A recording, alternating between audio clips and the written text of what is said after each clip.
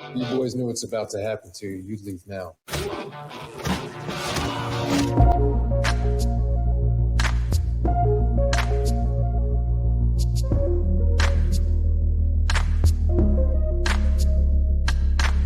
Some consider these traits to be toxic, such as undesirable in the men of today. We consider these traits such as these not only to be desirable, but to be appreciated and celebrated. Welcome to the Toxic Male Appreciation Show, hosted by and La Reina Creole. Welcome to the safe space for the toxic male.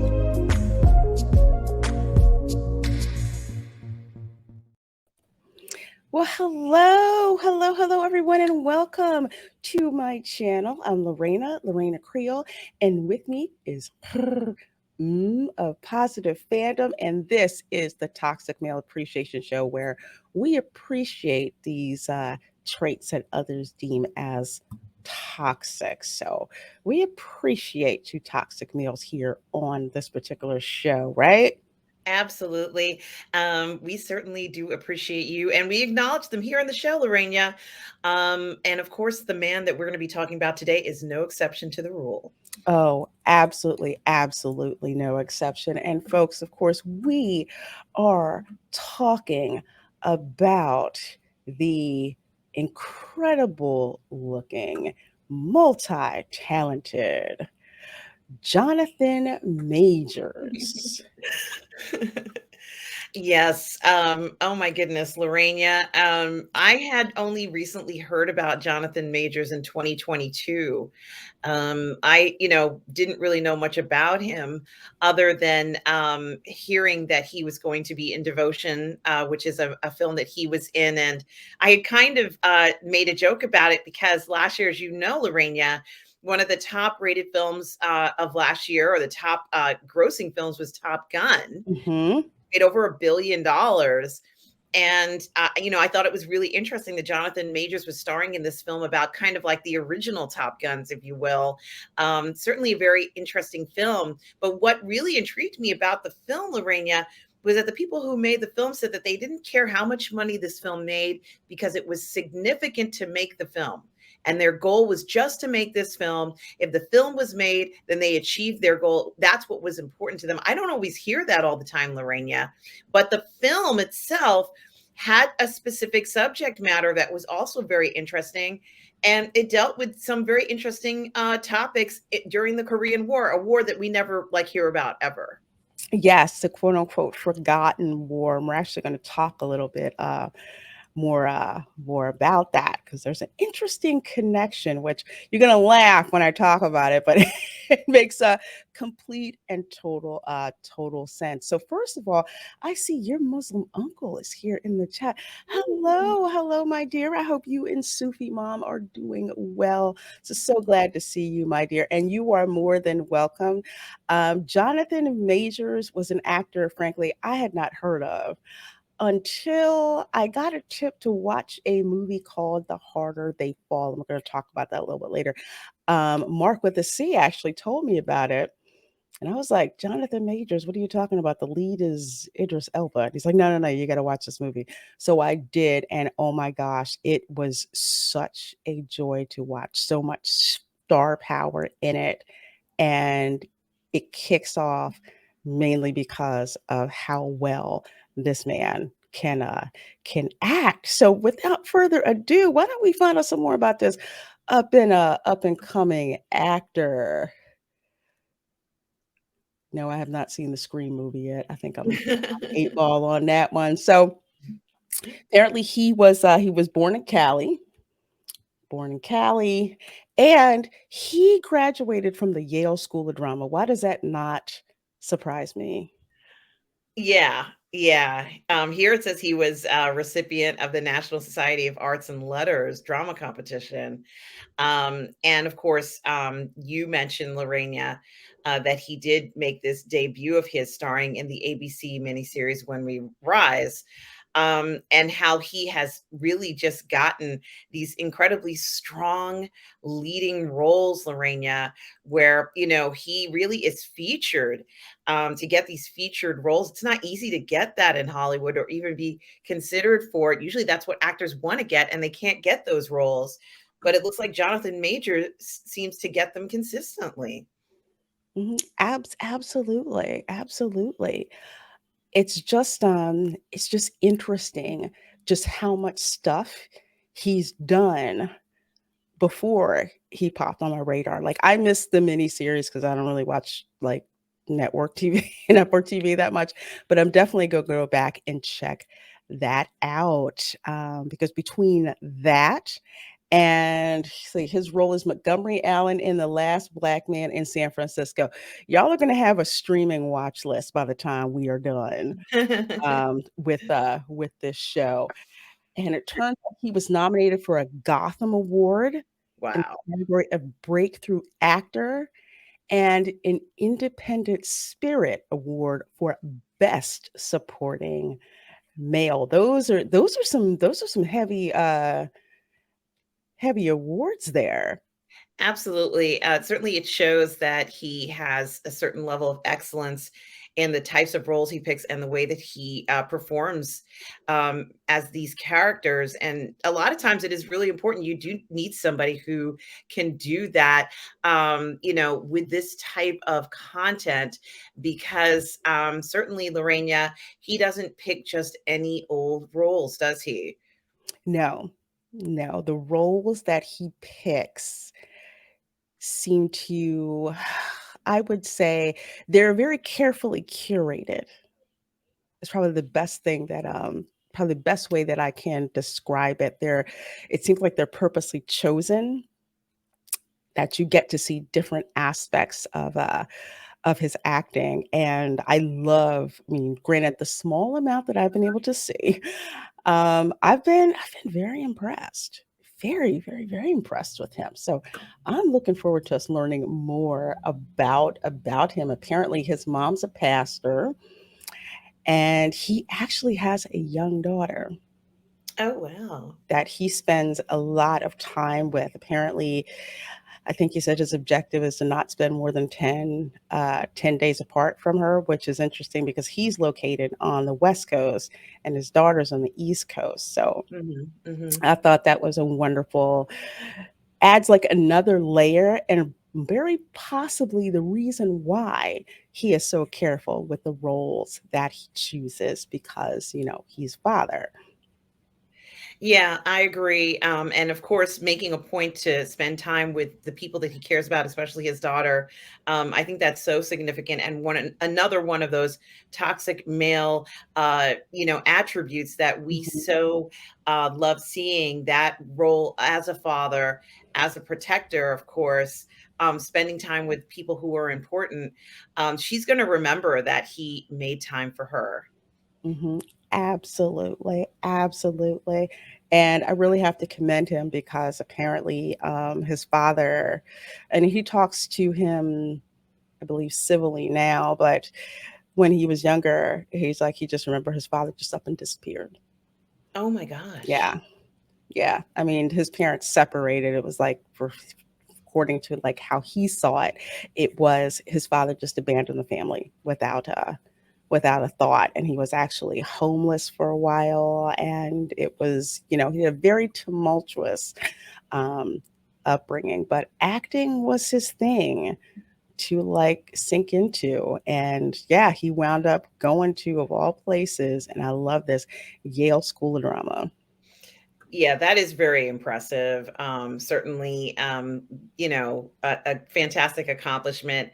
Clearly, this is what he wanted to do with his life, and I think certainly it's very interesting. And this interview that you're pulling up, Lorena, with Jonathan Majors, he really does come across as somebody who's kind of a bit of a heavy in the sense of, how he views himself as an actor.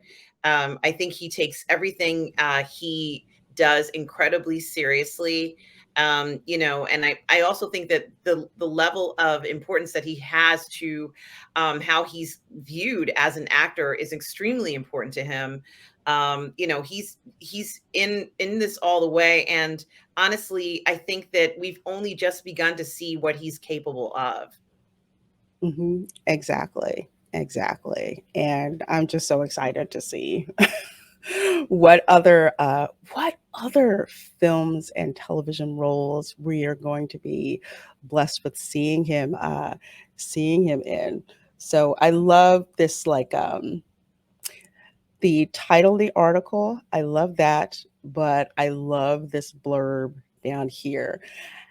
Let me see. Let me blow it for you guys can see. Let's see. As the emotional and uniquely self-aware actor prepares for global fame, he talks to Tom Lamont about being homeless at 16 and how becoming a young father has shaped him. Wow. I think that kind of tells you quite a lot. And, you hear about people being homeless, but very rarely do you hear about someone being homeless and then becoming an incredibly successful actor. Hmm. That's not that common to be able to achieve that, to go to Yale after being homeless.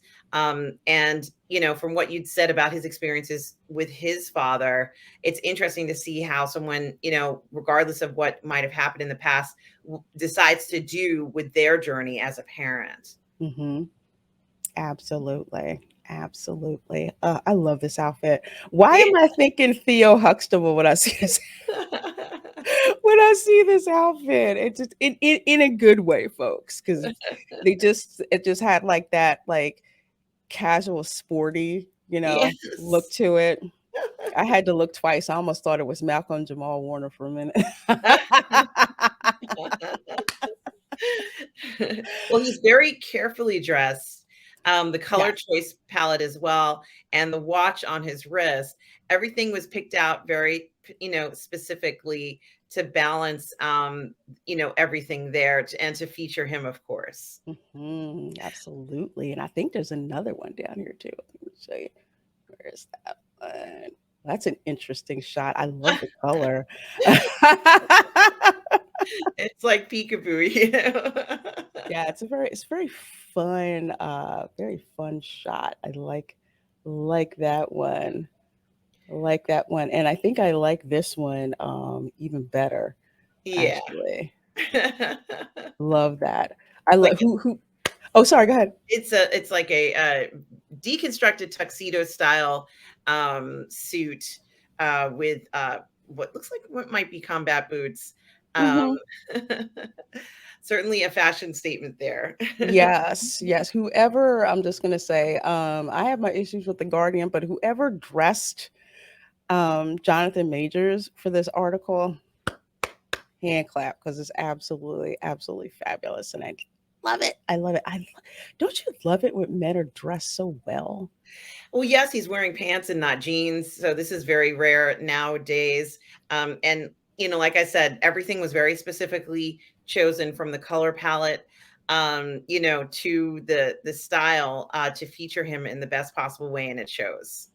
Absolutely, absolutely. Well, folks, we are going to dive right in to some of Jonathan Major's filmography. Now, he's done quite a bit of things. Starting out in 2011. And what we're actually going to do is we're going to pick out a couple of these to check out because, like I said, folks, you are going to have a streaming watch list by the time we are done with this particular show. So the first one, White Boy Rick. Now, this was actually based on a true story, which I believe he was an informant for the FBI. It's kind of like the colloquialism, hey, what are you trying to act like white boy Rick? Yeah, that's where that came from. Mhm. So I had never heard of this film. I'd heard of the case, but I had not heard of the film. But apparently Matthew McConaughey is is in it. I'll play the trailer while we talk. But this was in the 1980s, of course. Just a lot of, a lot of drug activity that was going on. It was always in the news, narcotics officers, informants. I mean, it was a lot of that was going on. Man, I love that car. I'm looking at that car, I'm like, man, I love that. Love that. Yeah, Lorena, the 80s just was rampant for drug reporting, drug use. They had profiles about drug users, and they were kind of very incredibly stereotypical in regards to what these profiles were. Period. And somewhat, unfair, I think in a lot of cases, Hmm. but certainly it got a lot of attention. And what I think, at least for me, made the 80s stand out even more is that it's so well documented. We can kind of see the injustices that were happening. There were situations where there were in people, you talked about informants, there were situations where people were getting arrested, and if they confessed anything, they could be thrown in prison for, years and years and years. Hmm. um, just saying something. So it was kind of a very difficult time for a lot of people who suffered from addiction. There Hmm. wasn't this sort of acknowledgement that addiction was an issue, a significant mental health problem. Right. And there just wasn't a lot for people to use to address these issues. It was a huge societal problem. And a lot of it gets swept under the rug, but it's so well documented that, people can go back now and see what's happened and kind of be very shocked by what had occurred at that time, what was kind of allowed. And of course, now, many years later, we know there were a lot of bribes. There was a lot of under the Hmm. table machinations that were not easy to, they weren't really easy to undo. And so playing, for this character, which also reminds me of, although it's not in the same time period, Black Klansmen, you Hmm. needed to have somebody who could kind of infiltrate the system and be an informant, be someone who can kind of manipulate or beat them at their own game, if you will. And I think that is very interesting in that regard. Um, and there were probably a lot of people like this. I guess you had mentioned it was based on a real story, but a Hmm. lot of people put their lives on the line back then. And it's a very interesting concept, something very interesting. And it does really remind me of Black Klansman for some reason, that along that vein of, is it even possible to be or to do this type of work? And what is it going to cost you if you're doing something like that? Right, exactly, exactly. And as you folks have seen, like where we're, playing the trailer, Jonathan Majors has quite a few, um, looks like quite a few poignant scenes in this film. So let's see what did he play? Johnny Little Man Curry. Little Man Curry. So let's, of course, we got to see. Oh my gosh, is he sporting the yeah. Oh, that's so darn 80s.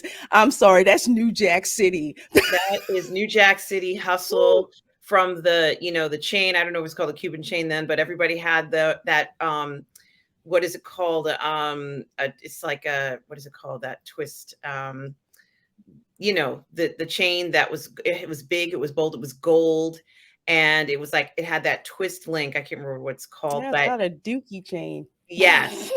And, that look that they have Hmm. there is very typical of Yes. the aesthetic of what men in their position would be wearing. Hmm. Certainly very interesting seeing the kid behind them with that is a Jewish star, right? Yes, it is. Star David. Uh-huh. Big, bad, and bold. I mean, it's up there. I wouldn't be surprised if it didn't have diamonds encrusted in it, Lorena.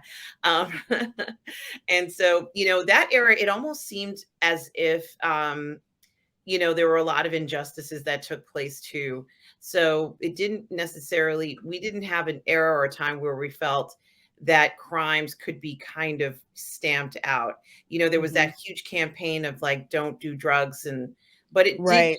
feel quite futile. We also had the AIDS epidemic, which Hmm. also made us realize that not only was the government having difficulty with the AIDS epidemic, but also, with the drug problem. So they got hit hard by two things at the same time. And it was the whole decade, Lorena, of, major things happening, completely changing landscapes even, coming out of that depression time of the 1970s where the economy sucked. And now all of a sudden, this inexpensive, and that was the thing about, crack at the time, it was cheap.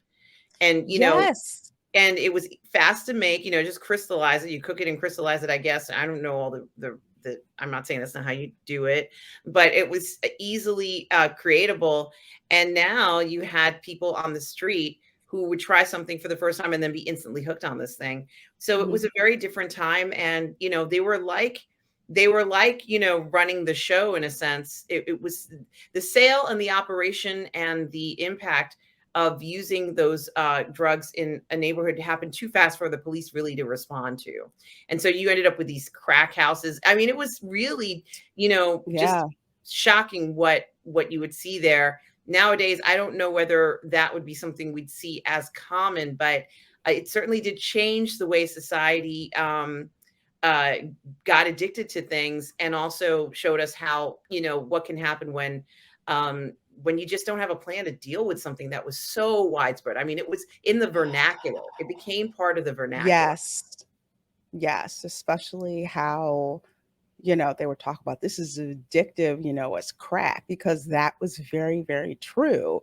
It's for some people who don't know or you didn't read up about it. Crack is just basically, a discount version of cocaine, but even more addictive. And because it was so cheap, it spread into a lot of poor neighborhoods. And yeah, it was an absolute epidemic during that period of time.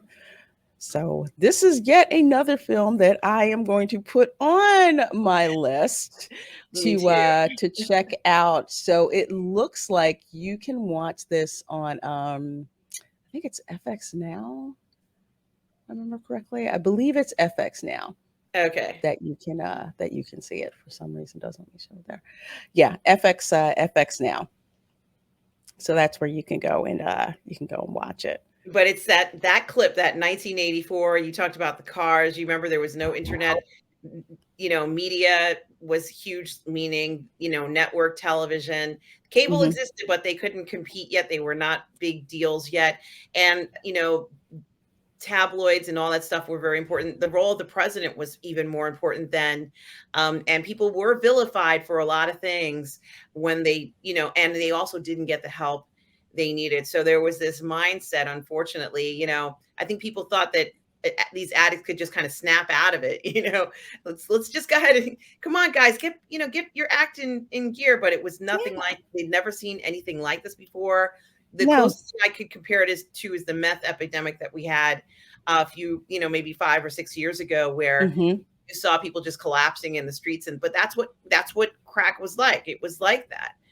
People were doing things. They showed you that clip of the girl running around in her underwear. You saw stuff that you just wouldn't normally see because of these addictions. So, I think it's very interesting to take a role like this, this kid at least, and for Majors to play that role. Wow. So yeah, folks, it looks like it's on FX Now. Check around, but it's definitely on streaming. And got to see what Jonathan Majors is like in this, and it's still pretty popular. But just seeing him, it's just like that's going to be interesting to see that that role that he plays. So the next movie, The Last Black Man in San Francisco. Now, I had heard of this movie, but I didn't know Jonathan Majors was in it. Yes.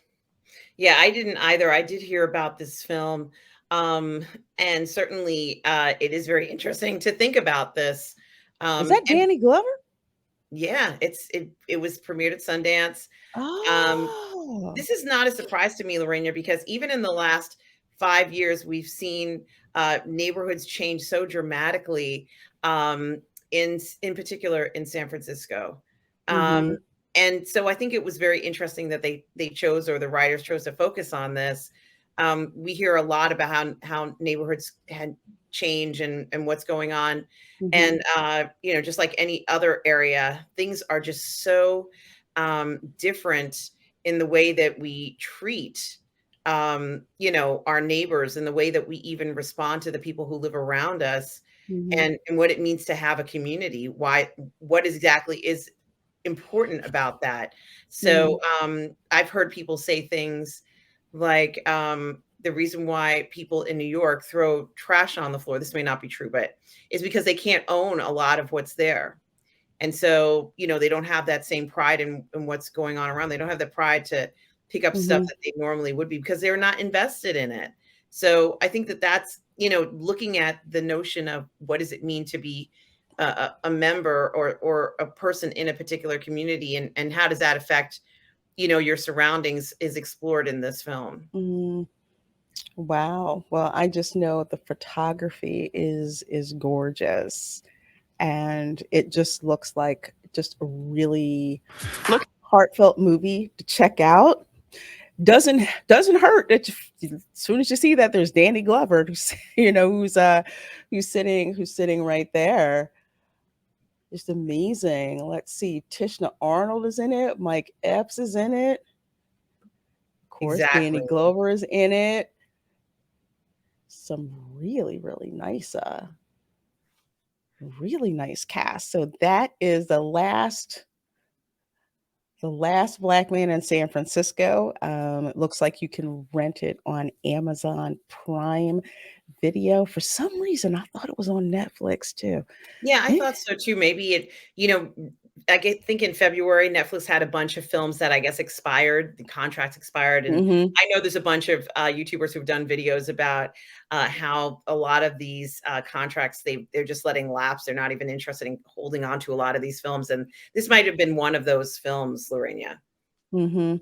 Most likely could have been because it's more of like an art house type of movie, so to speak. But very intrigued by the title. It's kind of like analogous to The Last Man on Earth, that kind of thing. So looks cool. The Last Black Man in San Francisco. So that came out 2019. 2019. The next movie I heard about, haven't seen it, and I need to rectify that. And that is The Five Bloods. Yeah, I never heard of this film before, Lorena. What do you know about it? Because it looks very interesting. And of course, it's a military film. I Yes, absolutely have to watch this. I know that it is a military film, directed by Spike Lee, and if I remember correctly, he wanted to depict the Black veteran experience. He wanted to do a story based on, excuse me, Black Vietnam soldiers. So that's why he came up with this particular story. I'd heard good things about it, just didn't get a chance, around to see it. But apparently, for African American vets battle the forces of man and nature when they return to Vietnam, seeking the remains of their fallen squad leader and the gold fortune he help them hide. Okay, so they got some gold over there. That's interesting. Yeah, it does sound interesting. We know Spike Lee's films are certainly films that are worthwhile seeing. He does always put some kind of twist on them. He's such a dynamic filmmaker. Mhm. Um, you know, just an amazing auteur. Even now, he always has an amazing approach to filmmaking. And, uh, you know, it's very interesting that he did this. I really do want to see this.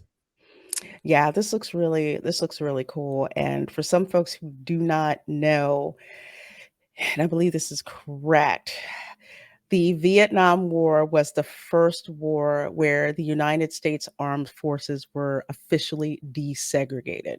Yes, that's right, Lorena. And although the order for desegregation had been put in place, I guess it was maybe like 1948, right, Lorena, after World War II. The Mhm. process of that desegregation was a bumpy road throughout the Korean War in Yes. the 50s. And then, of course, in Vietnam, that's when we finally see there is no actual separation anymore. You know, people are bunking with the same, you know, with different ethnicities. It's no Mhm. longer that. Also, another thing is that the soldiers aren't separated according to job position by ethnicity, which is something that was happening for a long time. Hmm. And so now they are being treated more or less like a soldier who they can put anywhere, which was something very different. And, we do see these representations of Black soldiers in many eras of the war, but none so more raw as during the Vietnam era, Lorena. Absolutely, absolutely. With Vietnam, and this is like what some of my family members would tell me. With Vietnam, the war was in your living room. The war was broadcast on the news. You always heard of something going on in Vietnam. It was the war that you couldn't, with the radio, like during World War II, you could hear that, you could kind of turn it off, and not everyone had a radio. But by this time of the Vietnam War, televisions were much more prevalent in American households. And on the nightly news, you would see stuff like this, from what I understand. And yeah, it wasn't something that you could overlook. So I find it interesting that if these guys are vets and they're going back, like after the war is over, Vietnam is, of course, a different place than it used to be. Yeah, and it is a very interesting idea of them going back after, or of course we can see Delroy Lindo there. I guess maybe he might have been the platoon leader or something like that. And there was a lot that happened after Vietnam in regards to looking at how did these men fare after the war. We know that many of them were not treated the I'm way sorry, they. was that Chadwick Boseman? Yes, it was. Many of them were not treated fairly during their time in Vietnam, and then Yes, of course, unlike most of the wars that American soldiers had fought, they came home to unwelcome, greetings that's that were right. not what they should have been. So now they find themselves in this position of wondering this constant pull of I've just sacrificed my youth to fighting for this country, but the country isn't necessarily have my back in a sense. So, and I love how obviously Spike Lee looks like he's addressing that in this film. Hmm. Even there's a lot to talk about in regards to how Black soldiers were treated during that era, but also it does seem very interesting. Uh, saying that they battle the forces of man and nature. Hmm. So that is incredibly interesting. Yeah, Chadwick Boseman is in this. What a cast! Wow. What a Now I really, really have got to see it, because that was just so nice to like to see him. And I think it's another reason why I think to myself that they could, award Boseman. They don't have to, but posthumous Oscar Hmm. for his work, which is certainly quite outstanding as well.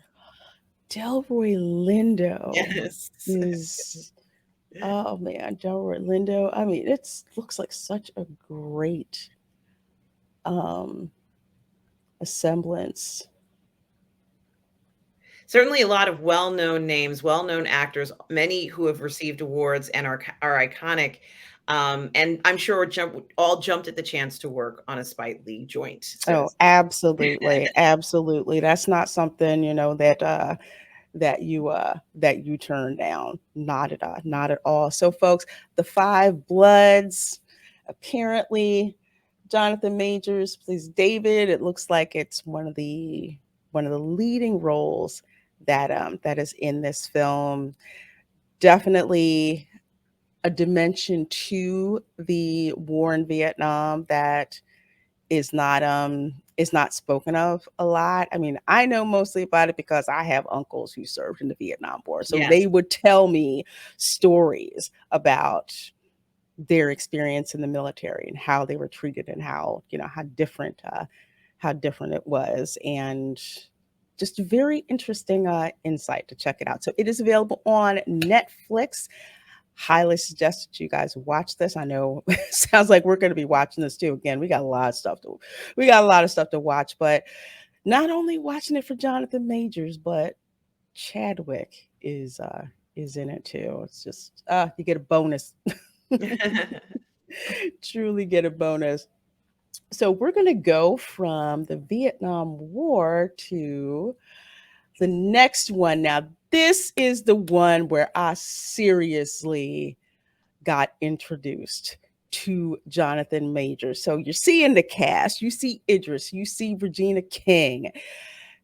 There are so many in here. And this scene that you're seeing right now, it is quite possibly the most amazing scene in this movie. And there's Jonathan Majors there to the left.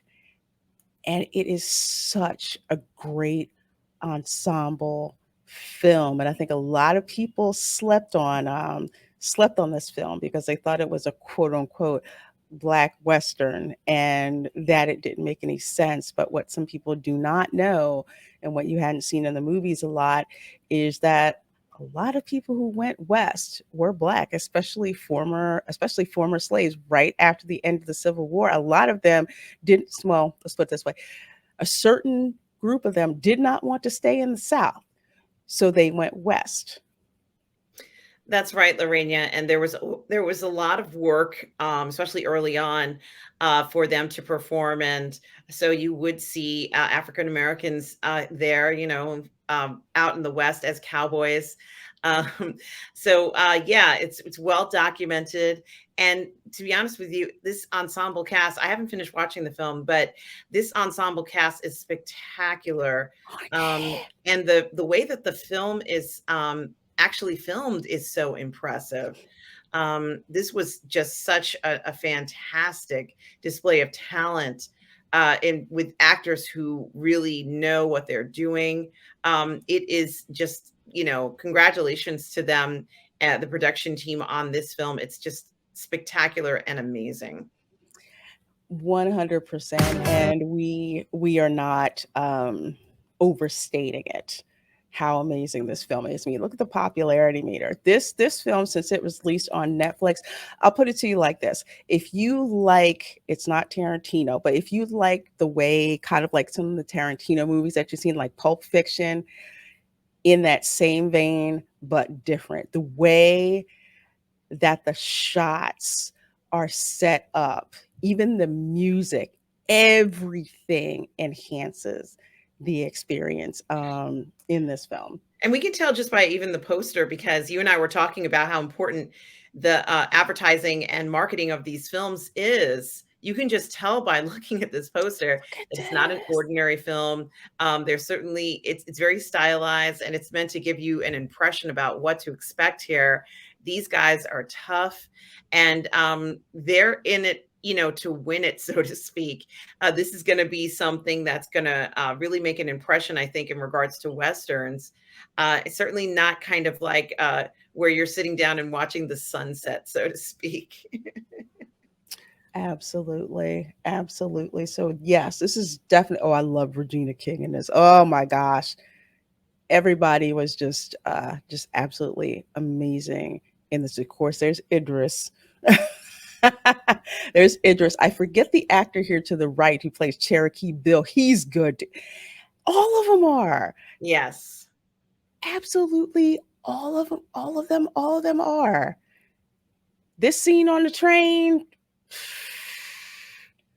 if you hadn't bought into the movie yet, when you see that scene, you're just like, okay, I'm all in now. Let's see. Oh, there. Yep. So, see, I just skipped them.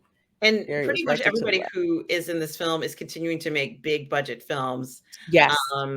Every single actor at the top, let's say out of the top 5 actors in the film, have all starred in, many of the major motion pictures over the past 5 years or so. Mhm. So, they're big deal names, and they are enough to put in a film where they could command, an audience. Certainly they do here. And it is very impressive to see what they could do. I just love the way they stage each scene in this film. It's like I can't even describe it. All I'm gonna say is you feel like you are literally dropped in the middle of an old school Western, but just slick yet authentic. That's all I'm gonna say. It was such a joy to watch. We may have to do a watch party for this I film would because love that. I think that's a great idea. it is so flipping good, y'all. Oh yeah. So that one's gonna definitely gonna go on the list. So that is The Harder They Fall. It is on Netflix. All-star cast. You definitely do not want to miss this. So on to our next one. Let's see, that was 2021. Now here we are at 2022. And this is the film Devotion.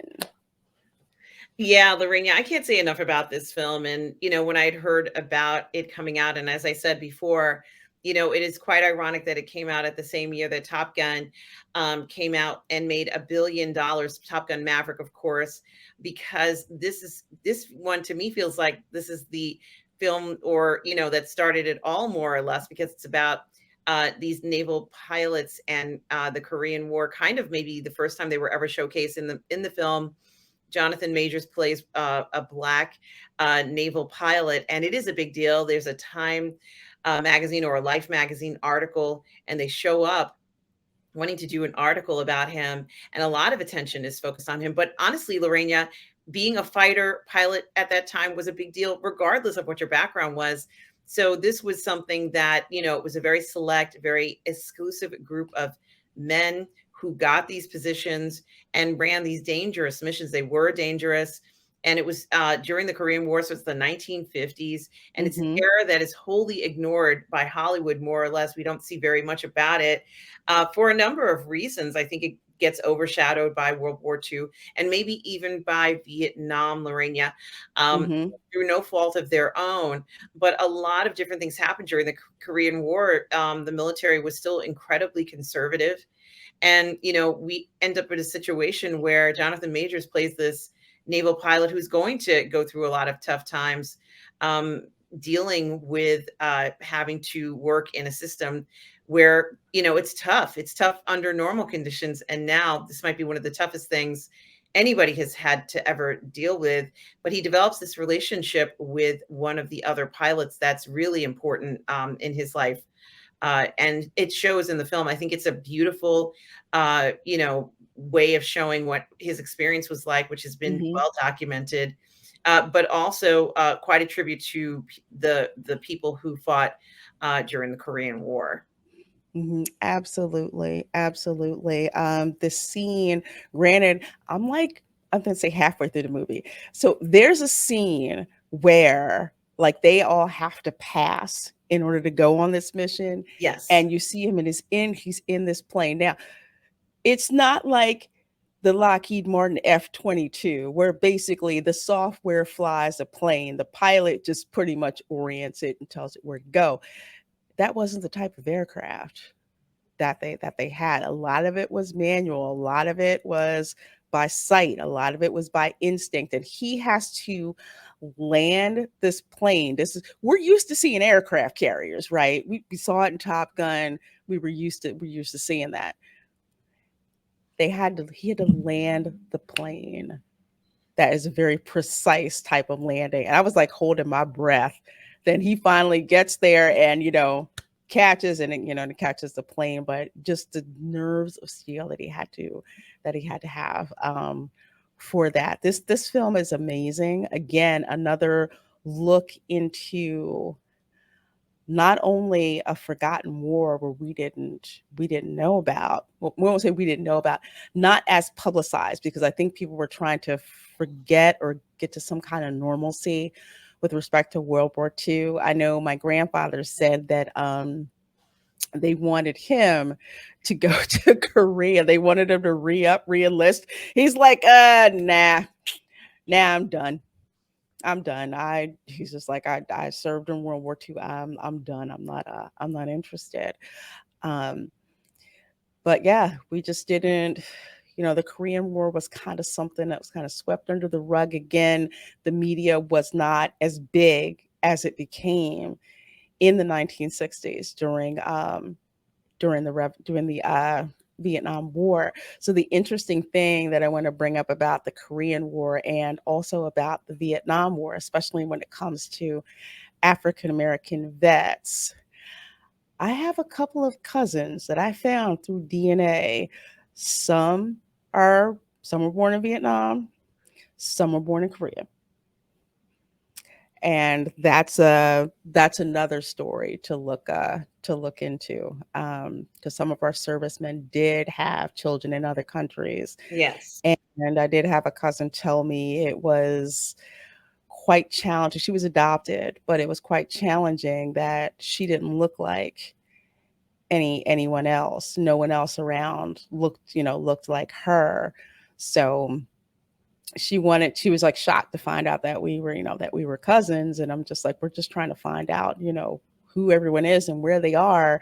And I could actually tell her about about her father's family. So that's Wow. another interesting thing. We kind of see it, um I won't say homogenized, but certain people had certain experiences. I want to say, like, for example, in the Ip Man movies, I want to say the fourth one, where there's one Asian soldier who's trying to introduce kung fu into the military, and that's like an experience that I wasn't really aware of. Granted, some of it was probably fictionalized, but again, at that time the armed forces was completely integrated. So a lot of these stories are very, very interesting to see and to check out. So again, Devotion is actually on Paramount Plus. Yes, and the relationship too. It is interesting, of course. The story focuses a lot on the relationship between these two naval pilots, these officers, but of course there is a lot of tension in trying to for this pilot to be able to function, in Mhm. addition to the stress of what they're doing in these missions. So I think it was certainly treated very well and with incredible care. It's going to Yes, be one of those films. What I was saying, Lorena, is that this is going to be one of those films you're going to see in classrooms. You're going to see this, it's going to become one of those films where, you go to school and you're going to see this film in the classroom.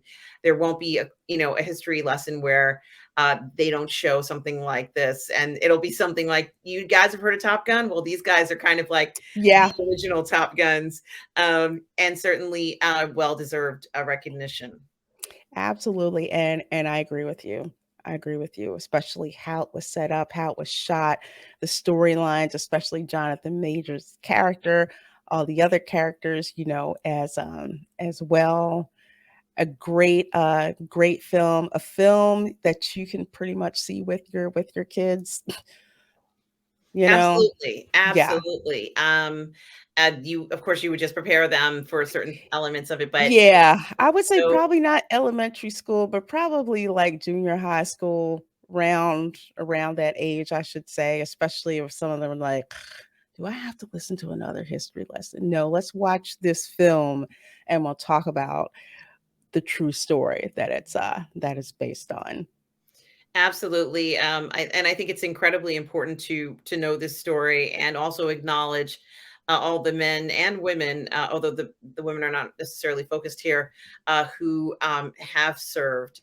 And this film certainly does is a great tribute to that. Absolutely. Absolutely. 100%. So again, Devotion, of course, you can get it on physical media. You can also watch it on streaming on Paramount Plus as Yes. well. So to come up to modern, well, I shouldn't say modern day, I'll say current year. Of course, we have got Antman and the Wasp, Quantumania, and Jonathan Majors plays the role of Kang the Conqueror, who is the villain of this film. Yeah, and Lorena, regardless of how people interpret this film, I think this is going to be a film that a lot of children are going to see, mainly because it's a very family-orientated film to me. Mhm. I feel like, this is going to be popular with families. It's going to continue to be popular all the way up into the fall of 2023. because it does have such a family focused theme to it. And it is the third, I think, installment of the Ant-Man series. But the Yes. premiere of the Kang character played by Jonathan Majors, who this is just, a gentle introduction to the character, who will be featured in many other movies, from what I understand. Yes. So he kind of makes his premiere here, and you get a little bit, just a taste of what this character is going to be like. I do like the way he looked in his outfit as Kang the Conqueror, but we didn't really get a chance to see a lot of what he can, do, or should I say, can and cannot do. We haven't really seen that yet, but I'm sure it's coming down the pike, and he certainly does look great as Kang. Absolutely. He so does. I mean, let's say, well, there's the poster. Well, actually, two. I didn't expect that it was going to move like that, but here we go. So yeah. So just I first of all, I love his costume. I Yes, the will say costume that. is that's the best looking costume in the film. Yes. It looks amazing. It looks like a superhero or even alien costume for someone who's really, really important. That's not an ordinary costume. And in fact, during the film, this is not necessarily a spoiler. I'm sure everybody knows this already, but something about that suit is very important for Kang. Hmm. I didn't know that there was some significance, but I guess the same for Ant-Man and that whole crew. Their suits are important as well. So when Kang does get that suit, it puts him sort of like in another level of boss, but Hmm. he hasn't been able to reach full boss yet for whatever reason. So you're kind of seeing him in the light version of Kang. Hmm. It get very, very dark with this guy, and he's gonna go there, because he said something in the film which I found very interesting, was that it's never over. And I thought to myself, well, what does that mean? So, and I got a sense that what he was saying was that the fights between Ant-Man and him will go on for eternity or infinity. And Hmm. that's a terrifying thought. But we kind of got a hint of that with Endgame, I think, when Doctor Strange uh, worked out every scenario. Remember, he went over and over and over. Yes. He said, "This is how Hmm. it's going to end." It may not have been Infinity War. It was the first Doctor Is Strange. it? It was the first Doctor Strange. I could be wrong. Where he told me, he says, "Look, we'll just keep doing this over and over again for eternity." Oh, And that was the first one. Yeah. Dormammu, I've come to negotiate. mhm. And he's like, "Wait a minute," and it'll just happen, for eternity. If this is what you want your eternity to be Hmm. like, I have a feeling we might have something similar, not exactly, but similar to that, because they kind of hinted at the number of possibilities, and you see, like, a million Ant-Mans, so Hmm. that gave me an idea of what they were trying to do. They're trying to represent that from the comic book page to the screen. And I think they could, if they are very clever, they could do it. It's not going to be easy, but I have a feeling Hmm. that that's what he meant by "it never ends." Wow.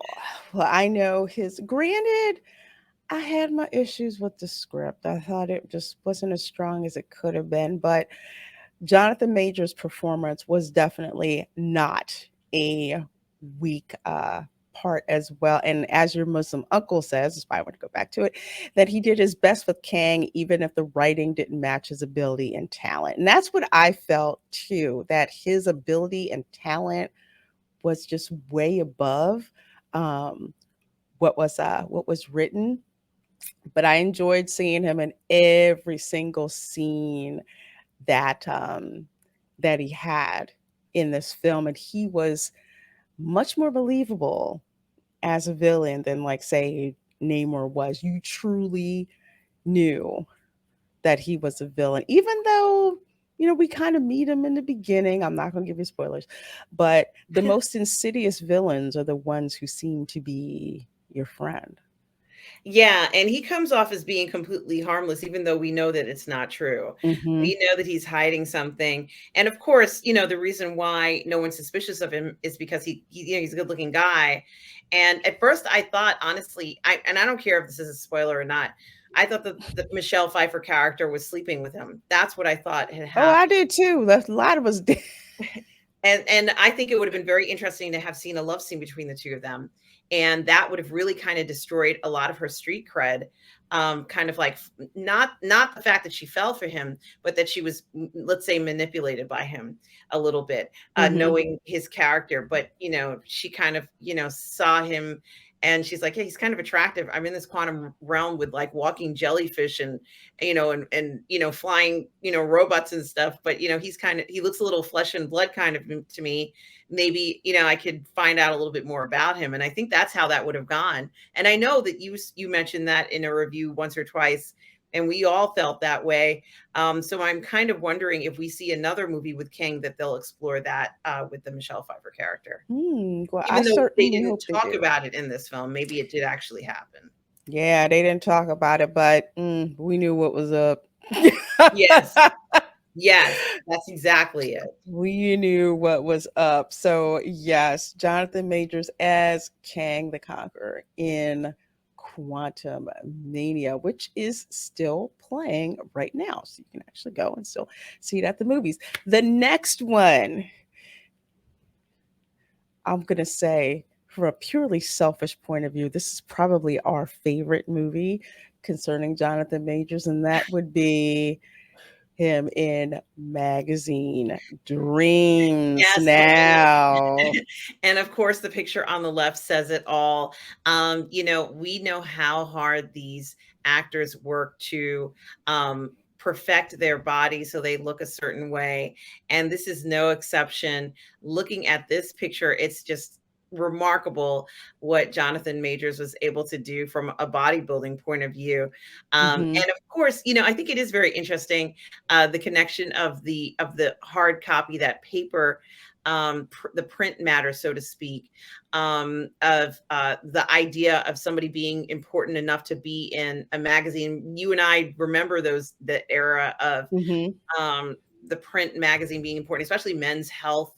You know, Muscle and fitness. Yes, and you being on a cover meant that you were an incredibly important person in that fitness world, and you needed that cover. You needed to be that person who could reach that height, and Mhm, that scene, I know that this year at the Sundance Film Festival, that he pretty much took everybody by storm in his performance in this film. Everybody was amazed, and you can obviously see from that picture on the left why they were amazed by oh, what I they thought there saw. were some more shots. Okay. Yeah, you can clearly see right here, Lorena. I think it speaks for itself. Um, and of Oh, course, yeah.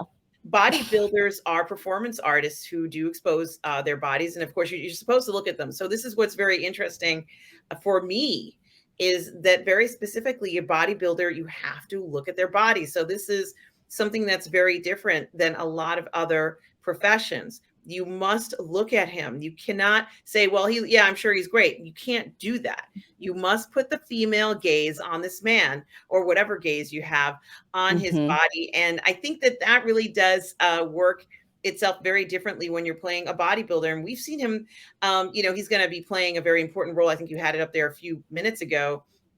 But what is my point? My point is that I think that it takes a certain type of person to be able to pull this off, to pull off this type of thing where your entire life becomes focused on this, on your fitness level, on your physical appearance, and then Mhm. having to go out into a crowd in hardly any clothing and flex. You have to flex. You have to show the gains. You have to Yes. relate to the crowd. You have to look at them, show them, every bit of accomplishment you've done to your body. And I think that that level of excellence, of putting yourself in such a vulnerable position, is very unique for bodybuilders, especially.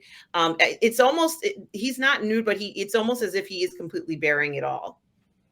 Oh, yeah, because that's how those like, what they have to wear in those competitions, that's exactly what it is, because you're judged on your whole body, so the minimum amount that you can wear, that's what they wear. When I was living in LA for a period of time, I like met a couple of bodybuilders. I guess when Gold's Gym was too Yes. crowded, they would come over into the LA Fitness where I was, and you can't help but look at them because they have done so much work to their bodies. And I noticed you could always tell who the bodybuilders were because when they were lifting, they were looking in the mirror, not just, okay, all right, I'll do this stunt. No, paying attention to how their muscles would flex, pay attention to how they looked when they, when they moved their bodies. So they're very hyper aware, and if something doesn't look right, that's bothersome to them. They're trying to become, I would say, the perfect body, and in these competitions you have to see everything, muscle definition, all of that. Yeah, and as I said, they're wearing next to nothing. This shot is very interesting that they took of Jonathan Majors here. Clearly, he's getting. You can see that, of course. They use the shadows. Very interesting. The lighting on his physique, and this is all about the physique. So, like 99.9% of this is physique. For the bodybuilder, maybe half of it is, maybe a third of it is your diet, your preparation, and then the physique, that the ultimate result, which is your physique when you're performing. And of course he's performing here, you can't see the crowd, but the chandeliers show that he's in some kind of very special place, and now he's about to show you what he's accomplished, and how important it is to him, to this is everything. These few minutes on the stage are what was incredibly important to him, as this character. And at Sundance, they said they were very, very impressed with how he presented this character. Of course, there's a lot. It's going to be a lot of showmanship in a film like this, Lorena. It's not an ordinary performance art. It is very demanding. He obviously had to do those things. He had to go to the gym every day. He had to go ahead and have the best diet he could. And he had to go ahead and perform, like you said, in the mirror, and then get up on stage and perform in front of everybody and make it believable that he believes that he has the best physical condition that known to man, and will show it to you very proudly, on the stage with a smile, Lorena, with a smile, flexing every muscle, moving into every position, all those classic positions that we know, kind of everything there. A lot of it takes a lot of effort. And even here, it says that he's a bodybuilder yearning to be truly seen in magazine dreams. And of course, it is that dream. Here he's delivered an electrifying performance, a gut-wrenching Sundance drama about an amateur bodybuilder who dreams of more than just fame. He wants to get those sponsorships. He wants to get all of those things and be featured in an article or whatever it is, in a campaign, for whatever nutrition or whatever it is.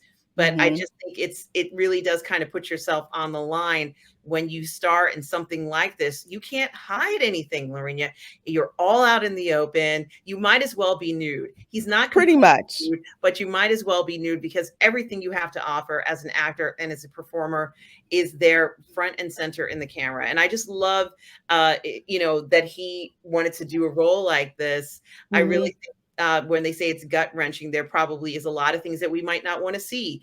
And I don't know whether it's necessarily the case in this, but there might be some scenes where he's sick or he's doing things to enhance himself, or, people are telling him he's not good enough. There could be a lot of different things that could happen in his career that may not be focused on. All we want to see are the smiles and him on stage looking pristine and perfect. So I think there might be some parts where there's that emotional connection that everybody might have been very surprised to see in this. And of course, we saw some shots. I think you play the trailer a little bit where they showed where he was getting married and certain things like that. And these guys train an incredible amount of hours, right, Lorena? Like it's a ton of hours. It's crazy. Some of them will train like morning workout, afternoon workout. And we're not talking about you're in the gym for 40 minutes and you're out. No, they're usually there for like 2 hours, with a bunch of weights doing, it's intense. It's absolutely intense what it is that they have to do. And for some of them, and this is actually a real thing, will actually get addicted to this. So if there's a day where they do not go to the gym,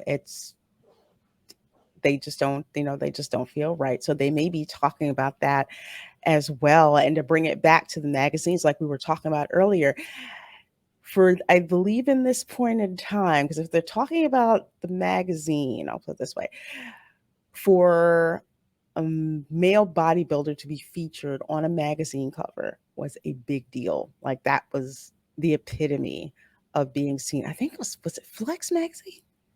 I don't remember the names of the bodybuilding magazines because you know something, even with the magazines, if let's say you didn't buy those magazines, they'd be on TV and you'd see them featured on television. They'd be like, oh, this is the 1986 bodybuilding Hmm. competition, Santa Monica, California, or wherever it was, right? Lorraine, maybe somewhere Yeah. near there. And you would just see the crowd favorites and you knew that this was a major thing. This was a big deal. Hmm. You know, and of course, you know, eventually they get that title and the title would entitle them to much more in their career, but they needed that money to continue doing this because it is Yeah. expensive. You have to pay for trainers, equipment, gym time, um, stuff that you have to wear. Supplements are not cheap. They are so not cheap. Supplements, protein bars, um, all of that, it is a lot of work. That's why you saw a lot of these bodybuilders, they would have, they would want those endorsements on the side because that's money that they didn't have to put in themselves. And then for some of them, they actually do personal training at the same time because, with that entry fees, stuff like that, it's a lot of it's a huge financial commitment, and it's not easy. One of the reviewers who talked about this film commented about his performance, and it's a review for someone who saw it at Sundance. So I'm kind of off the cuff, Lorraine. I haven't seen this film. I do want to see this film. I'm very eager to see it, and he talks about how. When he saw the film, he didn't know what was going on because it was so intense, and he was believable that as this character who was might have been developmentally disabled amateur bodybuilding competitor.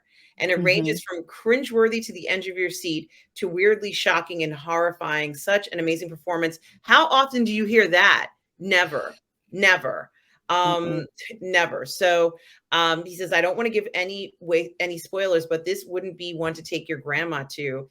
It gave me Nightcrawler vibes in the way it just keeps escalating and getting more frantic and surreal mixed with a little bull head. Certainly Wow. something giving the show 8 out of 10. As I said, they said it was electrifying, gut wrenching. This is one of those roles that you want to get, but Jonathan Majors got it because he was capable of playing a role like this. Wow. Wow. Yeah. Uh, I'm intrigued now. Now I want to see it. I want to I see it. know, right? It wowed the crowd at Sundance, and these guys go to see films. They want to be wowed by what people are showing them, and it certainly Mhm. did do that. Apparently it was just really the talk of the night for Jonathan Majors, and quite an accomplishment. It's not easy to get roles like that. No, not at all. You have to fit the bill, and it's very obvious that he did. So I wonder if he was getting in shape for this movie at the same time that he was working on this movie. It certainly is undeniable, Lorena.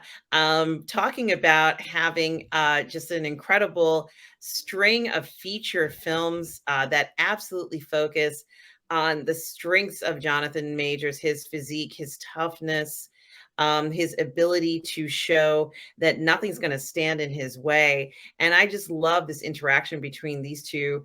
And you can just see the ripples off of their bodies. I'm sorry. I You can just see know. the ripples off of their Dang. it's just it's just so beautifully shot. Certainly something I think that they want you to see this conditioning that only happens with the top and fittest of athletes. Not everybody can or will even want to achieve this level Hmm. because it is so demanding on them. And of course, in the previous iterations, this is a spin-off series of Rocky and of course of Creed, one of the most important characters in the Oh yeah. Rocky series. Oh Seeing yeah. these young men, because they are young, they're not, they're both both characters, both men are young, have to Hmm. confront one another, not just in the ring, but also in life. I think it's going to be just really incredible. It's releasing in a few days, Lorena. This is going to be a fun film to watch. It is going to be so much fun to watch. Some folks have seen it already, and they were just like, the film's amazing. I had skipped Creed because I'm like, I've seen Rocky, and I'm kind of done. It's like I wasn't averse to seeing it, but it just didn't really pique my interest. And then I saw the trailer for Creed 3, Yeah. and Jonathan Majors as a childhood friend. Oh, I cannot wait to see what happens. He looks so good. And you know something? A lot of these films, the spin-off films, or at least the Rocky theme, really does focus on what happens outside of the ring and how it affects the character. And we do see that here, where he says, "You owe me. You owe me," and you can see how that the Creed character is not going to see it that way. He's not. No one would see it that way, but Jonathan Major's character does. Hmm. And you can see how this is something that has been smoldering while he's been away. And Hmm. there is no reconciliation here. They have to have this fight, Lorena. Yeah, it's like this is the only way that they're going to be able to resolve this. I mean, I was on the edge of my seat watching that trailer. Yeah. Yeah. Yeah. And it felt very hardcore. It felt very tough, Hmm. masculine, definitely toxic Yes, male. Um, definitely. the role of boxing has been a little different in let's say in our short lifetime, Lorena, Hmm. versus our parents and grandparents time, when these boxing matches were watched worldwide. Not that they aren't now, but it does have a different feel to it. They became these iconic representations. Hmm. As boxing wins became these iconic representations that stood for more than just the title. Sometimes it was important to an entire state, city, country, even Hmm. in some cases. And we saw some incredible boxing matches over the years with, some of the most incredible boxers in the world. Yes. But the one that stands out to me, I'm not going to say that this boxer is the best or the worst, but maybe the one that it feels like has been so incredibly sensationalized. And I haven't really seen that level of sensationalism since that is Mike Tyson. And he got known for this sort of it was like the one punch, right, Lorena? He was Yes, because I on remember my pay-per-view. dad, it was Spember's pay-per-view, and Yes. my dad, they were going over someone's house, and it's like, "Go, we're gonna watch the fight. We don't have to go anywhere. We got snacks, foods." As soon as he got there, Tyson knocked the dude out. She said, "You got to be kidding me. Fight's over already." And it was incredible. It really felt like it was this magical thing that was happening. And you and I both know that Mike had this special technique, whatever it was. He had this touch, and it was Mhm. accompanied by the fact that he had such a very soft sounding voice. Yes, he had a very soft. I'm like, "Oh my, what, really?" That it was just such a such a, I Yes. guess, juxtaposition that you would say, Yes. that this big guy who could knock Yes. somebody out KO with one punch, heavyweight champion, and he has this like really high voice. And he was a from New York, I believe. Certainly had this raw talent that Mhm. felt untamed even when he got into the ring. He felt Yes. very untamed, not at all like necessarily these two beautiful men in the picture here, these two characters who feel very refined. They feel very I'm not saying that Mike Tyson is not those things. I'm saying Mhm. that the way that the news media portrayed him was very different, I'm sure, than what he actually was. But it was the sensationalism over what Mike was able to achieve. And I'm sure that it existed in the past, Lorena, but we were seeing it right in front of our eyes, to a point where people were almost betting that he was going to get this one punch and knock out something that seemed so impossible. And yet he was able to do it. It was quite a fascination. And so I think, when we looked at boxing at that era, it's hard to, kind of be the act following him, knowing that that's not really the norm. So, after that whole sensationalism and boxing kind of changed towards the latter half, at least from what I could see of the last century, things have changed quite dramatically for boxers. And of course, it was also during the era of Don King, right, Lorena? Only in America. Only in America. So there was that. And I think it is very interesting. Obviously these guys are good friends, Yeah. But I think that the chemistry that they will have on screen will be something that is going to be magical. I can't wait. Because like I said, that trailer, I'm like, oh, you would think that the both of them had known each other. Like no separation between who they are as actors and who they are acting together. It was just, it's just incredible.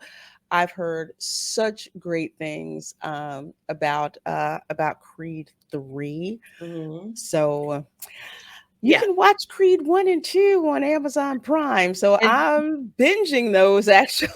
And there is nothing more toxic male than boxing. You got that nothing right. else, except for maybe mixed martial arts. Yes.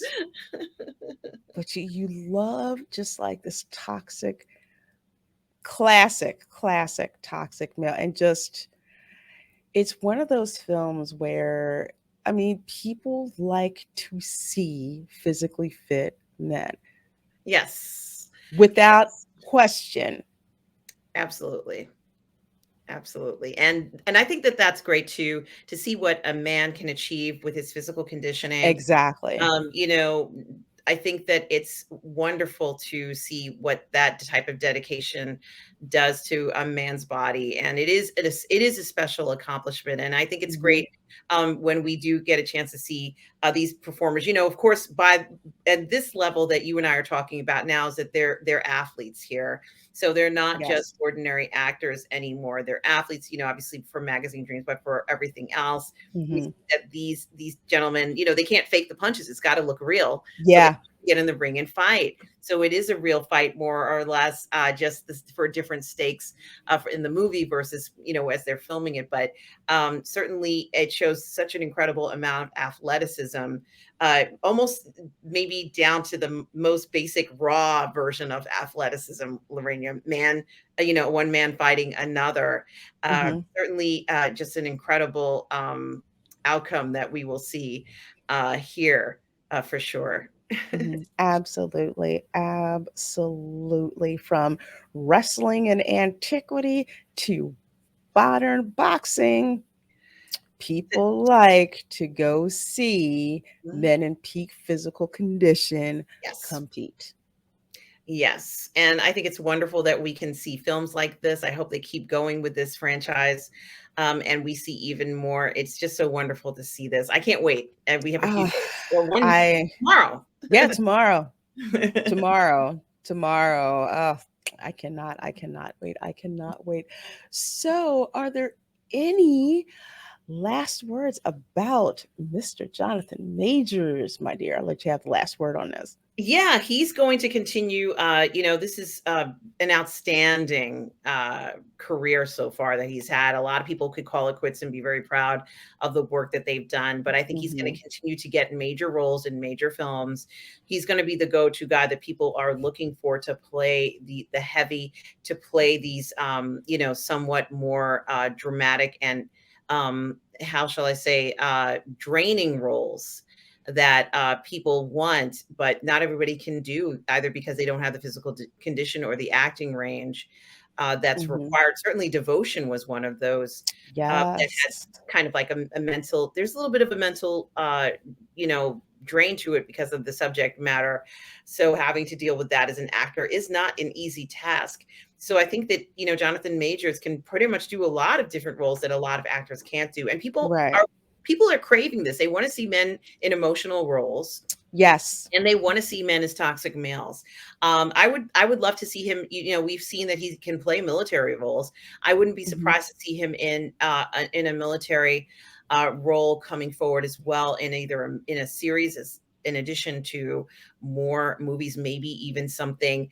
There seems to be more of a focus towards these historical military actions, and I'd love to see him in even more, since he seems to have been excelling at a lot of roles like this. Absolutely, absolutely. Jonathan Majors is definitely an actor you want to have on your short list. Very, very, very excited about what this man is going to be in for the future. We already know he's going to be in several Marvel movies, so Absolutely. keep that in mind. So, folks, we're going to wrap up the show. Do you want to tell the people where they can find you?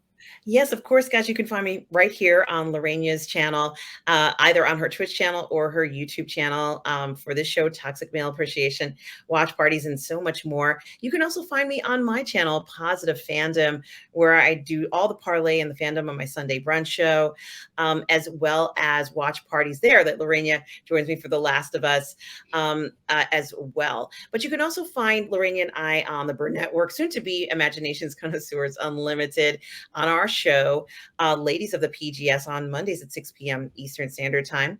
And you can Mhm. also find me on the 1/6 Scale Man Network for Say What or Uncivilized Scoundrels, which I believe we're going to be doing tonight. Uh, Okay. yeah. So, guys, thank you so much for everything. Thank you, Lorena, for having me. Again, you know, I love doing this show. Oh, well, I'm so glad to have you on the show, my dear. Would not be the same without you. That is for sure. For sure. So, folks, of course, you can find me on Twitch. You can find me on Instagram. You can find me on Twitter. And, of course, you can find me on YouTube for various videos and live streams. Some of them which include her right here of Positive Fandom. And, of course, you can find me on Ladies of the PGS on the Burn Network with her on Mondays at 6 p.m. Eastern. So, folks, as always, thank you so much for being here and hanging out with us, and we will see you next time. Bye. Bye.